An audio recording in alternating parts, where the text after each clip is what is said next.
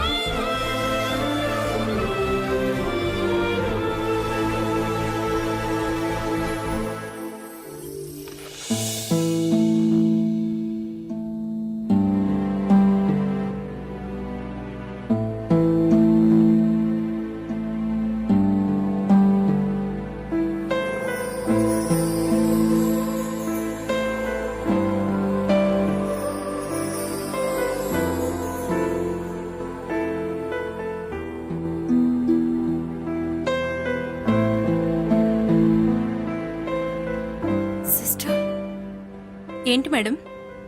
మా అమ్మ వాళ్ళు ఎక్కడ? మీ పేరెంట్స్ మీతో ఎవరూ రాలేదు మేడం. మరి నేను ఎక్కడికి? బయట కూర్చున్న సార్ మిమ్మల్ని తీసుకొచ్చి అడ్మిట్ చేశారు.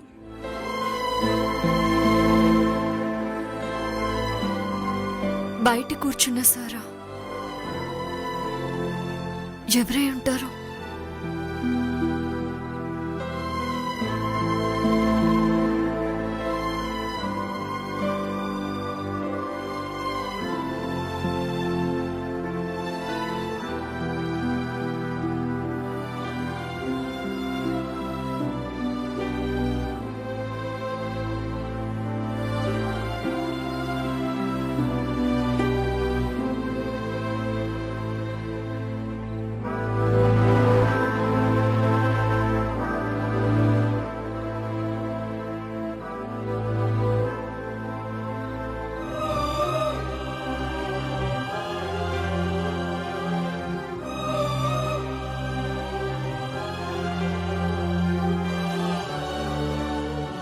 ప్రేమ, అంతా ఓకేగా?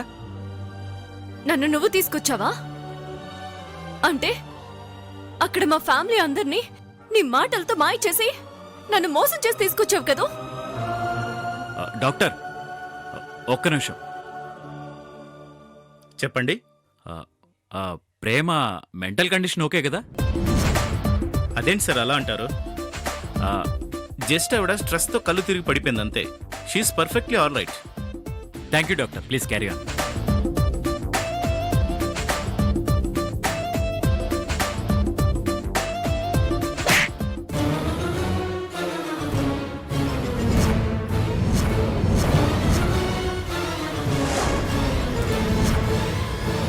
పిచ్చోళ్ళ కనిపిస్తున్నానా నీకు? మాయలు చేసుకుని బతికే మాయల పకీర్లా కనిపిస్తున్నానా నీకు? నిన్ను ప్రేమిస్తున్నానని ఎన్ని విధాలుగా చెప్పినా, ఎన్నిసార్లు చెప్పినా నువ్వు పూర్తిగా నమ్మట్లేదు. ఇప్పుడు ఫంక్షన్లో అందరూ నేను కామెంట్ చేస్తుంటే వాళ్ళందరికీ సమాధానం చెప్పి నేనున్నాను అని అందరి ముందు నా ప్రేమని బయటపెట్టి అంతమందిలో నిన్ను పెళ్లి చేసుకుంటానని చెప్పినా నా మీద నీకు నమ్మకం కలగలేదు. ఇక నుంచి నీ బాధ్యత నాదే అని ఎంత దూరం తీసుకొచ్చినా కూడా నా మీద నమ్మకం కలగట్లేదా? అంబులెన్స్లోనూ ఆటోలోనూ కాదు, 2 కిలోమీటర్లు ఈ చేతులతో ఎత్తుకుని మోసుకొచ్చాను నిన్ను.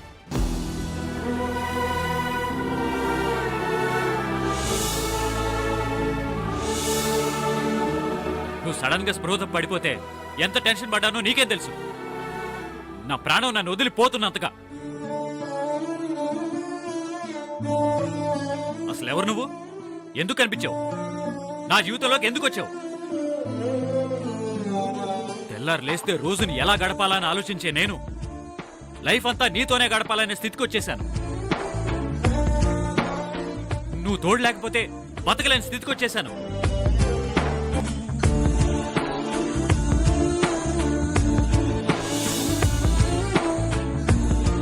ప్రేమ మనిషిని పిచ్చోడి చేస్తుందంటే నేను నమ్మలేదు. కానీ నీ మీద నేను పెంచుకున్న ప్రేమ నిజంగానే నన్ను పిచ్చోడి చేస్తుంది. అందుకే నువ్వు ఎన్నిసార్లు చీ అన్నా ప్రేమ ప్రేమ అంటూ నీ చుట్టూ తిరుగుతున్నాను. నా ప్రేమ నిజమని, నేను బాగా చూసుకుంటానని ఎలా నిరూపించాలి? నేను ఒకదాన్ని పెళ్లి చేసుకుని నేను కట్టుకునే భార్యని ఇంత బాగా చూసుకుంటానని ఒక ట్రయల్ షూట్ చేయించి నీకు ఆ వీడియో చూపించాలా?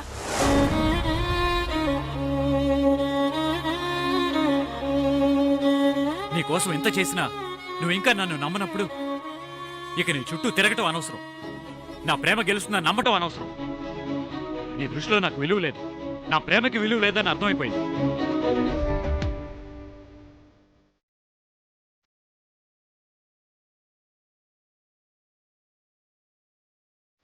అసలు ప్రేమ పెళ్లి ఎందుకు ఆగిపోయిందో అప్పటి పరిస్థితులు ఏంటో తెలుసా మీకు? తను నన్ను ప్రేమిస్తుందో లేదో నాకు తెలియదు, బట్ నేను మాత్రం తన్ని ప్రాణం కంటే ఎక్కువగా ప్రేమిస్తున్నాను, ప్రేమిస్తూనే ఉంటాను. ఇక నుంచి నీ లైఫ్లో అవమానం, కష్టం అనే పదాలు నీ దగ్గర కూడా రానివ్వను. It's my promise.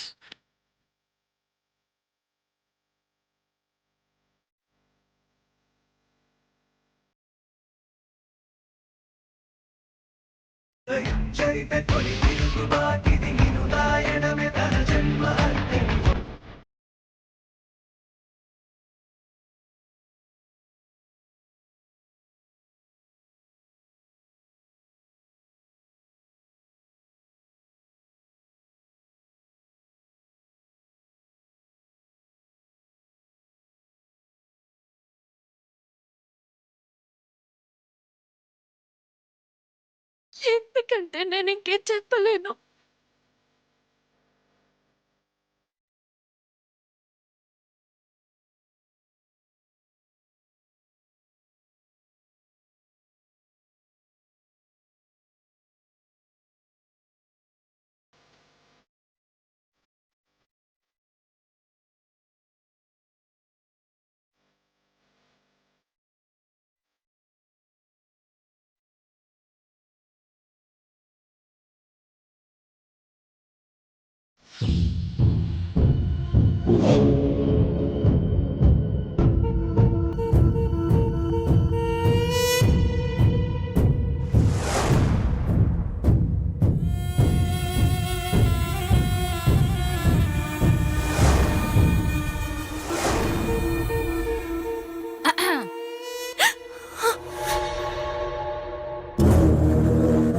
Prema okay కదా?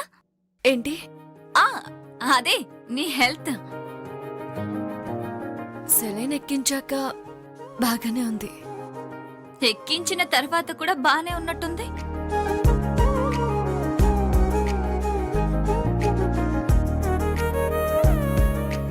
శివాగ్ని, నేను ప్రేమని వాళ్ళ ఇంటి దగ్గర డ్రాప్ చేసి వస్తాను. ఇక నుంచి పూర్తి బాధ్యత నీదే కదా.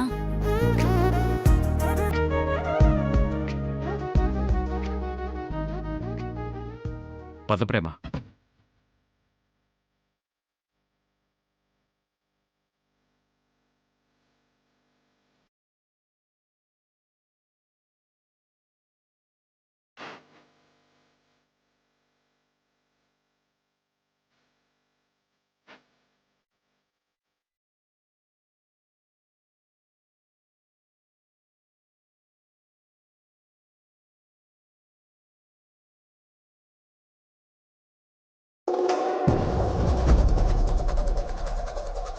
ప్రేమ పూర్తిగా ప్రణయ్ని నమ్ముతుంది. ఇంకా లేట్ చేయకూడదు. నెక్స్ట్ స్టెప్ తీసుకోవాల్సిందే.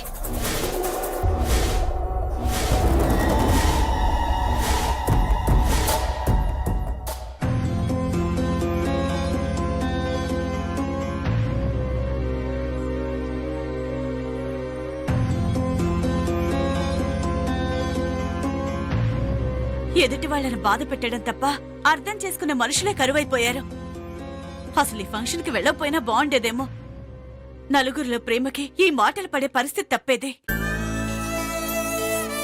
ఒక విధంగా ప్రేమకు ఆ పరిస్థితి రావడానికి మనం కూడా కారణమే.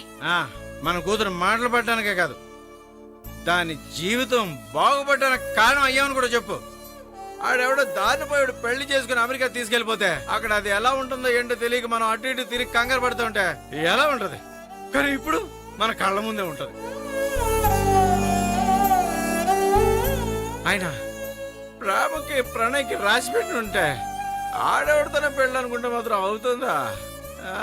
అవదు. Jesus Jesus you are great. నువ్వు ఉన్నావు కాబట్టి మాతో అలా చేయించావు. ప్రణయ్ మన కూతుర్ని పెళ్లి చేసుకుంటానని బాగా చూసుకుంటానని మనకి ప్రామిస్ చేశాడు కదా. అసలు మన కూతురికి వచ్చిన లోటే ఉంటుందో చెప్పు. Pranay correct person to our daughter.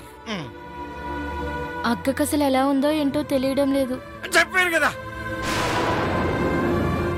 Pranay తోడుగా మీ అక్కకేం కాదు, తను హ్యాపీగా ఇంటికి వస్తుంది.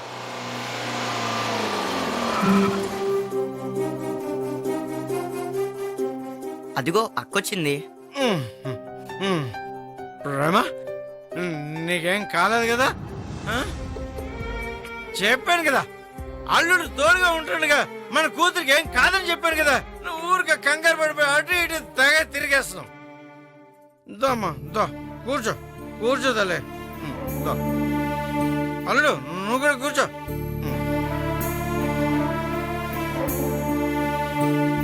బాబు, డాక్టర్ ఏమన్నారు? కంగారు పడాల్సింది ఏం లేదంటీ, జస్ట్ కళ్ళు తిరగటం వల్ల అలా అయిందంతే. సెలైన్ పెట్టి పంపించేశారు.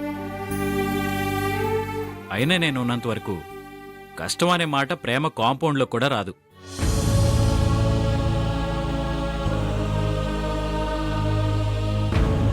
నాకు తెలుసు అల్లుడు, మా అందరి కష్టాలు మోసే ప్రేమని ఏ కష్టం రాకుండా చూసుకుంటామని ఆ జీసస్ నిన్ను తోడుగా ఇచ్చాడు.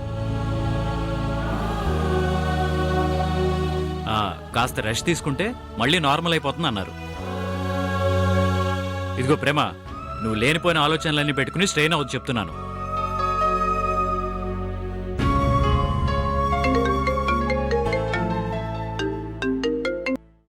అమ్మా. ప్రణయ్, ఎక్కడున్నావు? ప్రేమని డిశ్చార్జ్ చేశారమ్మా, ఇప్పుడే ఇంటికి తీసుకొచ్చాను. అవునా? ఒకసారి ప్రేమకి ఫోన్ ఇవ్వు. నీతో మాట్లాడాలంట.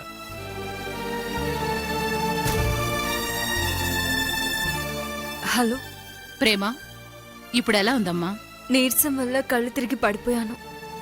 ఇప్పుడు ఓకే అంటే?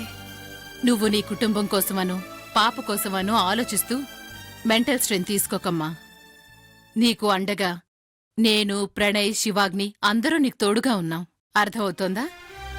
సరే ఆంటీ. ప్రణయ్కి ఒకసారి ఫోన్ ఇవ్వు. నీకివ్వమన్నారు.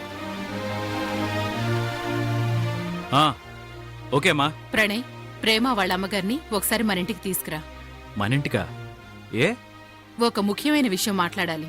అదేదో నాతో చెప్పు, నేను చెప్పేస్తాను కదా. అవి పెద్దవాళ్ళు మాట్లాడుకునే విషయాలు. చెప్పింది చెయ్యి. సరే ఆంటీ, మా అమ్మ మీతో ఏదో ముఖ్యమైన విషయం మాట్లాడాలంట, మిమ్మల్ని ఇంటికి తీసుకురమ్మంటుంది. నన్నా? ఏం మాట్లాడాలంట అల్లుడు? అదే అడిగాను. అదంతా పెద్దవాళ్ళు మాట్లాడుకునేది, చెప్పింది చేయని చెప్పింది. ఆంటీ, మనం వెళ్దామా? సరే బాబు. టీను, నేను ప్రణయ్ వాళ్ళ ఇంటికి వెళ్ళేసి వస్తాను. మీరు ఆటలాడుకోకుండా బయటికి పోకుండా ఇద్దరు అక్క దగ్గరే ఉండండి, సరేనా?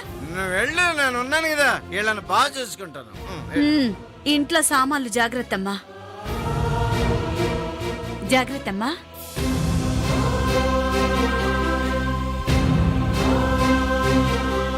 ఇది ప్రపంచం మొత్తం నమ్ముతుంది కానీ దాని మొగుడు మాత్రం నమ్మదు. హాస్పిటల్లో జరిగింది తలుచుకుంటుంటే నాకిప్పటికీ నమ్మబుద్ధి కావడం లేదు మామ్. ఎప్పుడు కోపంగా ఉండే ప్రేమ ప్రణయ్ అలా హక్ చేసుకుందంటే ఐ కాంట్ బిలీవ్ ఇట్. అందుకే కదా ఇప్పుడు మ్యాటర్ని తాంబూలాల వరకు తీసుకొస్తున్నాం. అమ్మా ఇందిరా, ఏంటత్తయ్య గారు? హాస్పిటల్లో ఉన్న ప్రేమకి ఎలా ఉందట? ఆల్రెడీ హాస్పిటల్ నుంచి డిశ్చార్జ్ అయ్యి ఇంటికి వచ్చేసింది నానమ్మ. ప్రణయ్కి ఫోన్ చేస్తే ఈ విషయం తనే చెప్పాడు. నాకు ప్రేమను ఒకసారి చూడాలని ఉందమ్మా. వీల్లేదు.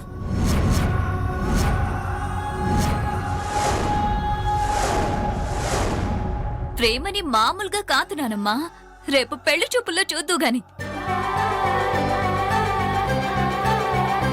పెళ్లి చూపులా?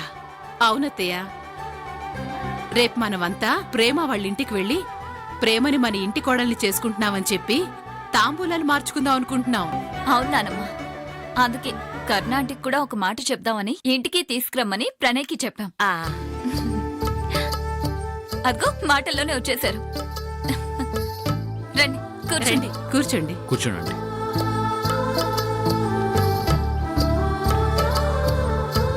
అమ్మా కరుణ, ప్రేమ ఒంట్లో బాగానే ఉంది కదా?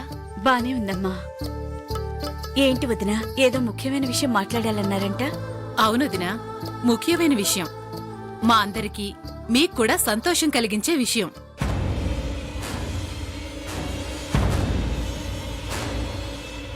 ఇక ఆలస్యం చేయడం ఎందుకని ప్రేమకి ప్రణయ్కి త్వరలోనే పెళ్లి చేస్తే బావుంటుంది అనిపించింది.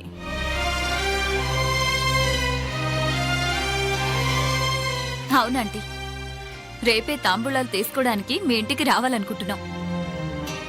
ఈ విషయం చెప్పడానికి మిమ్మల్ని ఇక్కడికి పిలిపించాం.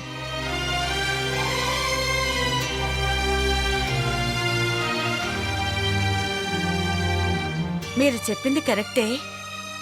ప్రేమతో కూడా ఒక మాట చెప్తే బాగుండనిపిస్తుంది. అవసరం లేదంటీ. ఈస్టర్ ఫంక్షన్లో అందరి ముందు మా ప్రణయ్ ప్రేమని పెళ్లి చేసుకుంటాను అని అనౌన్స్ చేసినప్పుడు ప్రేమ ఏమీ మాట్లాడకుండా మౌనంగా ఉందంటే ఏంటి దాని అర్థం? మౌనం అంగీకారం ఆంటీ. ఆడపిల్ల అంతకంటే సూటిగా ఇంకెలా చెప్తుంది? అవునండి, ప్రేమకి నన్ను పెళ్లి చేసుకోవటం ఇష్టమే అని ఆ క్లారిటీ ఇందాకే హాస్పిటల్ ఇచ్చింది.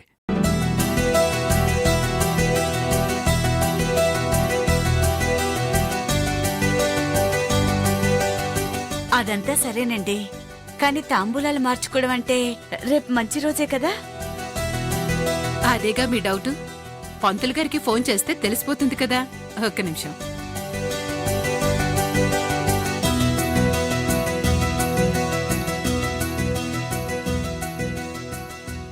నమస్కారం పంతులు గారు, నేను ఇందిరని మాట్లాడుతున్నాను. ఏం లేదు, రేపు మా ప్రణయ్కి పెళ్లి తాంబూలాలు తీసుకుందాం అనుకుంటున్నాం. రేపు మంచి రోజేగా? రేపు అంత దరిద్రమైన రోజు ఇంకోటి లేదమ్మా. ఏ శుభకార్యం చేసినా పెళ్లి పెటాకులై విడిపోవడం తప్ప కలవడాలు కలుసుకోవడాలు ఉండవు.